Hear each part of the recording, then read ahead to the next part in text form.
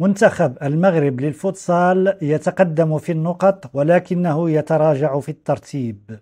إليكم التفاصيل ورجاء ما تحرموناش من اشتراك ديالكم وشكرا جزيلا. السلام عليكم. شهد منتخب المغرب لكرة القدم داخل القاعة فوتسال وفقا لأحدث التصنيفات الصادرة عن الفيفا الخاصة بالذكور في أكتوبر الحالي تراجعا طفيفا في التصنيف العالمي بالرغم من تقدمه في عدد النقط. وبات المنتخب المغربي الذي كان يحتل المركز السادس عالميا برصيد 1430 نقطة أصبح يحتل المرتبة السابعة عالميا برصيد 1476 في آخر تحديث للفيفا الصادر اليوم الجمعة 11 أكتوبر 2024. ويعزى تراجع ترتيب المنتخب المغربي في الترتيب العالمي بالرغم من وصوله إلى دور الربع في كأس العالم الأخيرة وإقصائه من قبل البرازيل إلى تزايد المنافسة على الساحة الدولية، خصوصا بعد النتائج الرائعة التي حصلت عليها في المونديال الأخير منتخبات كثيرة، نذكر منها على الخصوص منتخبات الأرجنتين وكازاخستان وأوكرانيا